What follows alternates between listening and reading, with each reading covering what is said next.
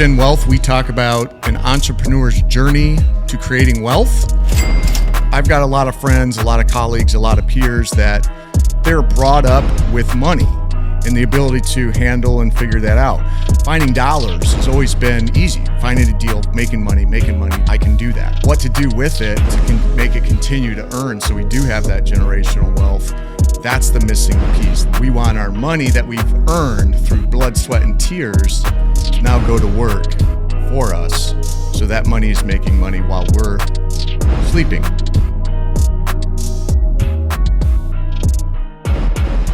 Hello and welcome to First Gen Wealth. I'm Randy Woodworth, and on First Gen Wealth, we talk about entrepreneurs and just regular people's journey to wealth creation, specifically somebody that's first generation. Today, I'm joined by Kori Shook of Kori Shook Associates. I've known Kori too long. Well, not too long as in it's a negative thing, Kori, but we've known each other a long time. I think third grade, she was a kickball rock star, scared the crap out of everybody on the kickball field. I'm the same size as I was in third grade. Just about. Yeah. You haven't grown much. But anyway, Kori, welcome to the show. Thank you. Thanks for having me, Randy. Yeah. So as I said, Kori Shook, Kori owns Kori Shook Associates, local residential real estate brokerage.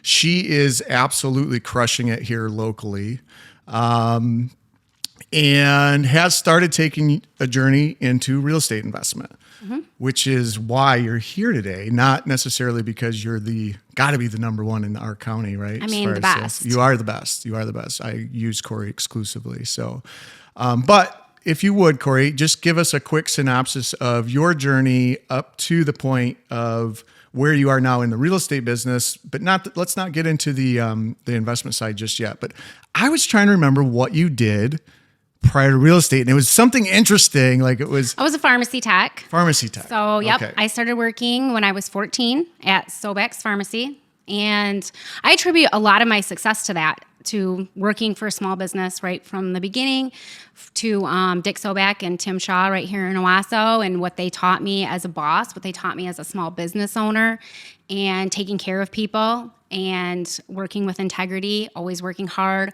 always keeping yourself busy. If there weren't clients, patients there, then we were dusting, or we were always finding something to do. You were on the clock. I actually still have a recurring nightmare about having to punch in. Thank God I don't ever have to do that again. That's awesome. But I was a pharmacy tech for 9 years. And then when I had Reagan, my second daughter, I knew I did not want to go back to the 9 to 5. It just wasn't for me.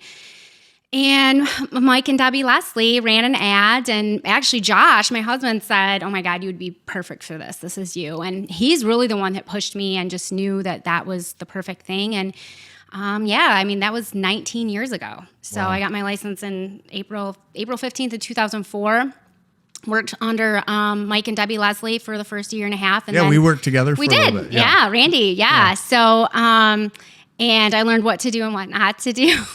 And we were young. We were kids then. I know. And I then went to, was at another local independent brokerage, and then was there for 8 years. And then I had gotten my broker's license, not to start my own company, but I got my broker's license for tax purposes, so that I could be take note. Become an independent, or if you're an independent contractor, you should be running your business as an S Corp. And so I got my broker's license specifically for that reason, to change my tax situation, and that was life changing. That's a big thing. I now coach my agents to do that. That's very important to me. Yep. And then eventually I opened my own company in 2018 as an independent broker. It's only been 5 years. Yeah. Wow, it seems like you've been around longer. Yeah, I have been around 19 years, but 5 years is my own. You've done a great job of branding your name and yourself. So it's like you can transition through these companies and really still keep that following. So it's not like you're restarting over. Right. In real estate, yes, it's all about your client 100%. Interaction. So. We've done a fantastic job. Your brokerage company now, a boutique experience, I believe. Experience. Yeah. Lifetime rewards. Yeah. VIP clients. I am one. I am a VIP client of Kori's. She does a fantastic job. The customer service thing was huge. And really you touched on something very important there. With what the topic of this podcast and wealth creation and trying to maintain wealth, because you and I didn't come up from giant treasure chests. No. And Kori had mentioned the tax side of things, and basically there's a couple ways to make money. You don't spend it, you save it, right, and you earn it, and you're saving money through a tax strategy, which is critical to wealth creation. So that's awesome, and I think that's a key component that any agent out there that's not a broker, you don't have to have your own shop to be a broker. And it does give you a lot of tax benefits. So I recommend, that's awesome that you brought that up. Like I said, we coach on that. And no other broker really does that. Like I found it out because I found the right tax advisor. Right. And I was seeking something out and saying, I'm a seeker. You're tired of writing those big checks to the government. Exactly. Yeah. I owed the IRS a lot of money. Yeah. And I have. Yeah. I don't... I'm not embarrassed to say that. I've been on some payment plans. Exactly. I've been on a payment plan. In the history. And I learned my lesson. But whenever I learn a lesson, whenever I get punched in the gut, whether it's by the IRS or whoever else, right, then I'm saying, well, how do I fix this? Right. And nobody could tell me that. And then luckily I found the right person who could. And now I coach that to my agents because I want them to build wealth. And yes, you can't do that when you're tied to the IRS and they take, way double more than they should be taking. They take their fair share. They take their fair share. Anyway, we'll move on from that. We don't need Big Brother coming down here. So humble beginnings. Both of us, I think to say our parents weren't swimming in it is a fair statement.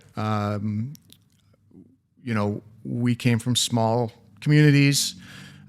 Small incomes for the household. Both our parents got divorced around the same time, so then that income got cut in half, right? So we didn't have, any training coming up in how to build wealth. So your tax questions, you're not going to get that guidance from your They family. weren't small business owners. Right. They weren't, obviously they're fantastic and did a great job with me and took care of me. But there was never really like a plan. Right. And maybe that's because I'm so independent and never asked for it and didn't, maybe that's partially my fault because you couldn't have told me what to do anyway. You weren't stubborn. You couldn't tell me what to do anyway. Yeah. Independence. Yeah, independent. Yes. Oh, yes. But yes. Yeah, there wasn't like, okay, if you go do this, you're going to, and in school, of course, it was, you should be, I could have been an attorney or I could have been, I was supposed to go to U of M and I didn't. Basically, the reason I didn't do that was because I saw the bill. Yeah. And I was like, that you were going to have to pay. I was going to have to pay for that. And I had no idea. And nobody at school even really coached me on how I would have even done that. Thank God I didn't. Because I make way more money now than if I would have had a college degree. Did you bring your tax return? I wanted to show it. Hey. She does pretty well for herself. And she actually, that work ethic, you kind of attribute some of that back to Dick Sobek and Tim Shaw, some local pharmacists that have sold the farm, PHARM, if you will, to some bigger conglomerates, right? And they've got their paydays. But your work ethic, I guess, came from, and you're a good student too. So you've kind of just always had that. And probably that was something that came down from your parents. It was, yes. Very accomplishment driven, certainly. Sure. So taking that work ethic into the real estate business and absolutely grinding it has built yourself a pretty good business that you've got some cash, you've got some capital. Now the question became, right, what do we do with that? Like earning the money is you're good at. You can grind, you're showing, you are a fantastic broker and you have a commitment to your client and you find them houses, you sell their houses, you work your ass off until it's done. And so that translates to commission checks. But you love vacations and you love all those other things too, right? Put my kids through college. Yes. Yep. So they don't have that burden that you were faced with. That's right. Yep. And not cheap colleges either. I think they're not. Yeah. One's in New York City and the other one just finished at MSU. So grind some more, make some more money. Yeah. But transitioning, when did it start to kind of resonate with you that, hey, I can earn? What are we going to do about putting these earnings to work so that the earnings are earning? Like, when did that kind of start creeping in? I kind of feel like for us, And a lot of our business ventures don't start with looking at the money. It actually isn't like, okay, how am I going to do this money? It's actually more about solving a problem. Yeah. And so that's why, now I own a title company. That was a service decision. It wasn't about the money. It was about solving a service problem, and that's what we did it. So, and then when it comes to like our commercial buildings, our first commercial purchase was Westtown. And that for us was solving a blight problem. My husband, Josh, for me to be here is kind of funny because he's out there really hustling right now on a commercial project. You're in a very unique situation where your husband is a contractor and not just like, he is he's talented. Yes. I mean, he can build a house pretty much from the ground up and do all things, all the trades. He's very skilled at multiple trades. So definitely an advantageous situation for you when it comes to investment. And like you described, blight. So that solved the blight problem in our hometown, but you didn't want to just lose money there. No, exactly. No. And so for him, that's where I was leading, is just that he's not here next to me, but that's because he's always back there executing. And so he's watched that property for so long, and he has vision. And what I always say is that everybody's got vision, right? Everybody's got ideas. I mean, you more than anybody hear people's ideas about businesses and things like that. But there's it's a whole nother level of being able to actually execute. Ideas are a dime a dozen. Execution is everything. Everything. Yeah. And there's a lot of different elements to execution also. There's a lot more to it. People don't necessarily understand what it takes not only to flip or renovate properties like that, is execution, but it's also risk tolerance. So there's so many things that we take on as small business owners and as serial entrepreneurs, and getting into the commercial realm of things, is a lot of it is risk. So we balance each other out really well. I'm lucky about that. But so that project, yes, we wanted to make money. No, we don't want to lose money. First came that we want to make this prettier. Well, and you had a need for storage too, for some of that space. We had, there was a lot of things, but seeing that come together was just, again, I'm very accomplishment driven. Like, to see that come, it was just a shithole. Sorry, I'm just going to say it. Yeah. So it was just. Sorry, kids. I think my kids watch this. So it was just gross. Yeah. And it was there forever, and it just bothered us. And there's a lot of properties out there that, I'm relying on Randall to get me a hold of here soon that I can't stand to look at, and we just want to make something better. And we did well with it. So because he has that vision. And what you did there too is you created a lot of ancillary investment down in Westtown. So it always takes that first person that isn't, so terrified, right? And bravo to you guys for doing that, because it has led to more investment down in that side of town. So we're talking about Westtown, Owasso here in Michigan, where we both have our headquarters for our companies, world headquarters downtown. Yeah, so I love it. I love it down here, and I can relate, because that's how a lot of what I did started with commercial investment, was tackling those types of eyesore projects that, hey, we live here, we work here, we want cool things. And it's kind of like this idea that if we invest, others will too, and then everybody kind of wins from that. Right. And downtown, so our next one was the building that I occupy, which, again, if you're a business owner, it makes sense to occupy a building. Maybe. Right, maybe. Well, definitely it makes sense to occupy, but the lease versus own strategy. Sure. For me, it made sense. I'll say. So it made sense for me to occupy because we want to continue investing in real estate. So, I'm not, it makes sense. I should move into this. And then knowing that beautifying and making that nice certainly is going to bring me a return in other ways. Right. Now everyone can see my beautiful building. From a strategic standpoint, I just want to touch on that, though, because Kori Shook Associates doesn't own that building, or do they? No, they do not. So, my income-producing business does not own real estate. Correct. So every building that we own is a separate LLC. And then you pay that company rent. Yep, same scenario here. Yes. So it is a strategy. So if you do have a need as a business owner, it does make sense to have a holding company that can own the building, and then your income producing business, like you said, in your case, Kori Shook Associates, pay that entity rent. And there's some tax advantages to that on both companies. Right. So anyway, so we constantly evaluate that. Yeah. So, I mean, my relationship with my accountant is a very open relationship that I'm constantly asking these questions. I want to know, how can I save my tax? How can I keep my money in my pocket? And so we're constantly looking at those things when we want to do anything, when we want to make improvements or whatever else. So that was our second building. That was a no-brainer. I mean, I was renting. I want a building. We want to keep buying buildings. It worked out well for me too, Kori. It did. It worked out well for Randy. I bought it from Randy, and I it owned was that perfect timing and perfect location. And then that way, then I could, I'm on Exchange Street, and I opened a title company on Exchange Street. Yep. And then, so that was kind of my next business venture. It wasn't, necessarily commercial real estate.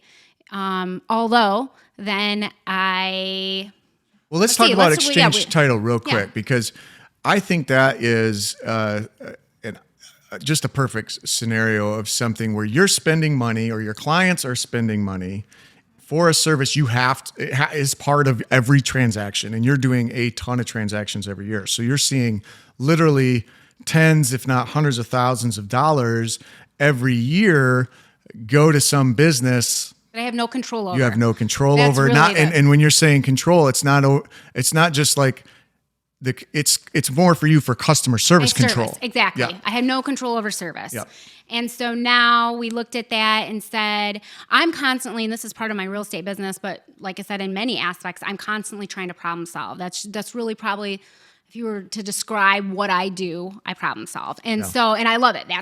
It is exciting to me. So I wanted to solve that problem of service. And so opening Exchange Title was a really big deal to us, and it's been fantastic. And I talk to brokers all over the country and many independent groups that I'm in, and they want to figure that out. How do we add ancillary services? I'm always open to that. So I do talk to a lot of different brokers and try to help them through that. Some have joint ventures and different things, and a JV was not the right choice for me. Yep. If you're listening and you're in real estate, you know what this means. Because again, I wanted to have extreme ownership of the situation so that I could control it, and then I can take that ownership and I'm responsible ultimately. So even in the title business, I'm constantly saying, and I call you and say, hey, how can we make this better for you? And we Kori doesn't sleep, so that's an advantage. So Kori is actually a vampire, so she requires no sleep. But you've driven that work ethic home with the people that are involved with Exchange Title, and they're doing closings way after hours on weekends. I have a closing at 5 o'clock tonight in Williamston. Which is terrific. And that's not something, just so you know, is not necessarily something that ordinary title companies do. It's obviously getting that way because they're seeing this kind of competition. The funny thing is they're not. Well, you're looking locally. you're looking. I don't even see anybody else doing it. Well, and it's so crazy to me because it's like unheard of. For my world, though, like, you're talking residential closings where the buyer and the seller show up and there's got to be coordination of time and all that. That's like rarely an occasion on ours. We mail everything out. So it's like the time. We don't do mail outs. Notary. We'll send you a notary. Well, you know what I'm saying. But we do remote. Mail is so 1995. We do remote closings. Email is still mail, Kori, for crying out loud. She's always harping on me. So anyway, so I just want to touch on that because the point is, if you have a service that you're continually seeing your dollars go out to, and it's something that can actually add value to your portfolio, definitely worth exploring. Well, it comes down to, can I do something better? Right. Like, if I'm frustrated with something, then I don't want to hear from another business owner. The worst thing I think you can ever say is, it is what it is. I hate to hear that. I can't stand it. I can't stand it when I'm at a business. But sometimes it is what it is. No, it isn't. Then fix it. And so when I say, okay, I'm going to fix it. Yeah. If you're not going to fix it, watch me fix it. I love it. And so then I'm going to open another business and I'm going to fix it. So I don't want to have to make excuses for somebody else that I can't control. Yep. So I would rather fix that problem. Yeah, and it comes back to your client experience. Yes, because ultimately they look at me. They don't know. Most people don't know who their title company was. They're starting to know Exchange Title because we try to provide excellent service. But most people don't know different aspects in the transaction. And so they ultimately look at me, and I want to make sure that experience is the best that it can be and remove friction. So that's why we created our VIP program. That's awesome. All right. So anyway, you were moving on. So we went to Exchange Title because of the building on Exchange that you bought. And then now you've bought 2 over on Corona Avenue. Yep. Yes. So why did you look at that bank? Is it the same story as Weston? It was ugly. It was hideous. It just sat there rotting for years. And we have a lot in town in any town, right? But at the end of the day, you saw an opportunity for potential and to make money. Yes, opportunity. So how are you evaluating that, like from a risk standpoint? And maybe you're not. Maybe just like, I freaking want it. I don't care. We'll figure it out later. Because that's my brother. Episode 1 brought up that entrepreneurial spirit and how it's like my gut just serves me well, and I do something knowing I'm going to figure it out. So Josh will have numbers in his head, and we always have to double that, of course. But it really is. And when you say numbers, you're saying rehab dollars? Yes, exactly. Okay. But I would say that it is a gut feeling that we just know.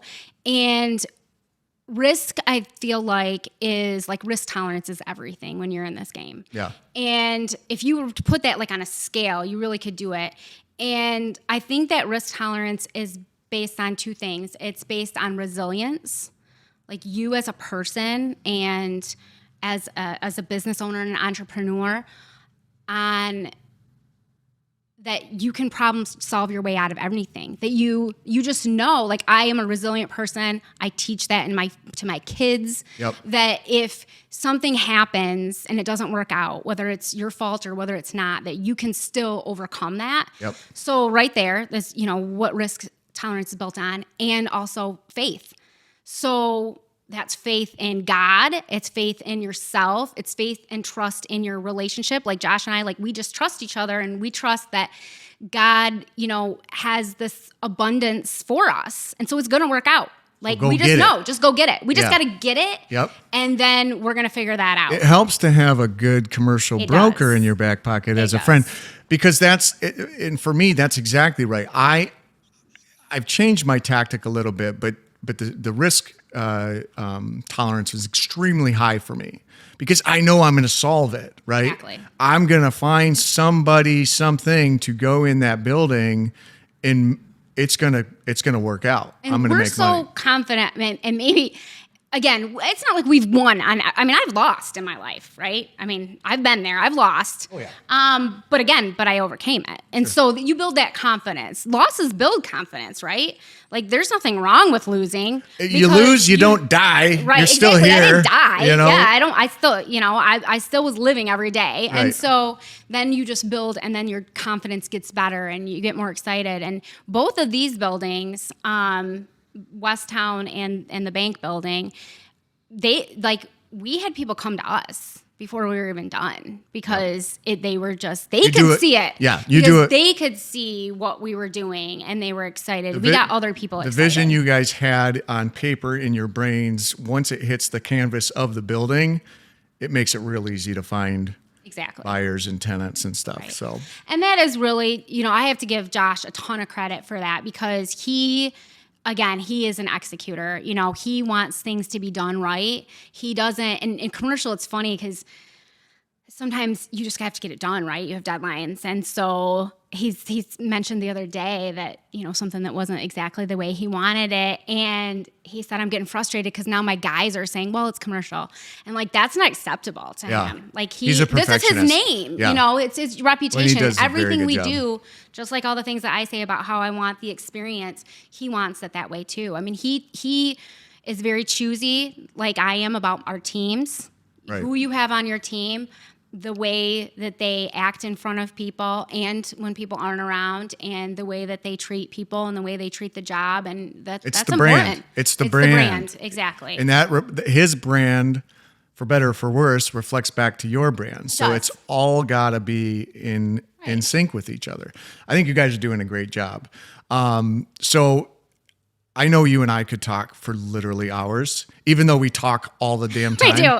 You said you that and I, with no, Jim, listen, and I was like, I talk to Randy all the time. I talk to you more than I probably talk to my mother or my brother. My husband will say it. Yeah. He's like, well, I'm sure you've talked to Randy about it. Kori and I have been buddies forever. So it's really, and we have a lot of the same experiences as we came up from, very humble means and have tried to build something. Yeah, in Vernon. Yeah, tried to build something for ourselves that is generational. So let's fast forward and try to do this in the quickest Kori can way. And I don't want to necessarily talk about the Kori Shook Associates because I know you're going to crush that. I know that's going to explode. Where do you see you and Josh, your personal investment strategy, and where do you see that business over the course of the next 5-10 years? And then we'll wrap it up. Properties. Yeah. With just, I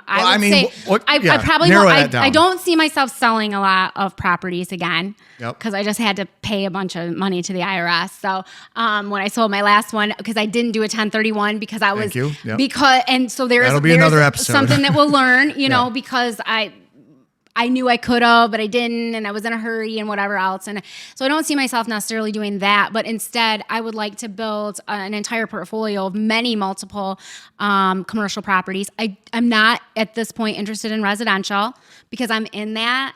And I don't want that reputation. Sure. It's hard to overcome as a landlord and things like that. I don't want to do that. And I enjoy having this, this different aspect and having commercial. It's an impact. It is. And I do enjoy that. I got the best message from our new tenant that was just like, you're improving the neighborhood. We appreciate you so much. I mean, that means something to me. And so I want to be able to have that portfolio for my kids. And I'm actually working on putting all my properties into a trust. I think we own like 8 properties. We own 3 commercial, and because I do own I have a second location in Williamston, and I own that building. Mm-hmm. My real estate. Yes, thanks, Todd. Yep. And so I own that building. And we have a couple residential and whatever. So I want to get all those into a trust for my kids, long term, and just for tax purposes again. And they got to make money. They got to make money. So everything is probably, whether we're flipping it and renting it, is probably the way we want to do it. We like the distressed properties and then get those back on the books, for I don't mind paying taxes when it comes to property taxes, right? Sure. I mean, I want to keep them low, but the depreciation's pretty nice too. Exactly. Yeah. The depreciation's pretty nice. Building that so that and having a large portfolio of those so that then my husband maybe can stop swinging a hammer. I don't know how he ever will because he enjoys it, but he's worked hard a long time. Maybe he's not on a roof swinging a hammer. Maybe he's just doing trim indoors where it's warm. I'd like to see him just on the boat. Yeah, on the boat. I like it. Yeah. There was something that you said I was gonna react on, and it wasn't the 1031 exchange, although that is an important tool. I don't know. I got ADHD like you, so I know. I'm sorry. Trust. We're gonna put some stuff in the trust. I think it's important again to consult with an attorney. Do what you know, but rely on other professionals. Again, I rely on my commercial broker. Good for you. I love hearing that you want more properties. I got to tell you, that's awesome. I mean, you're building something there too, and I know just like with your business, Kori Shook Associates, your primary income driver. You're going to blow it up in the investment world for buildings as well. So bravo, keep it up. I'll be here for you. For those of you that want to reach out, if you're buying or selling a home, especially in the Shiawassee County, but really mid-Michigan area. Mid-Michigan. Mm-hmm. Yep. We have an second office in Williamston. So reach out. Give yourself the plug. Yes. This is your time, Kori. Yeah, so I'm broker owner, Kori Shook Associates, and please reach out to one of our fantastic agents. And also we're hiring. So a lot of times people think that we are exclusive, and we are also inclusive, and we are hiring residential agents and looking for someone who fits into our culture as a boutique experience. We build breadwinners. So all of our agents are full-time and they are killing it. Yeah, and Kori they does are a great making job of real training. livings. Yep. Which not everybody out there is doing that. So Yep. you can make a real living in real estate, and we are making that happen. Well, that's awesome, Kori. Thank you for coming on the show. I appreciate that. This has been First Gen Wealth. I'm Randy Woodworth. Tune in next time. Not sure who the guest would be or what the topic is, but it's going to be awesome. Take care.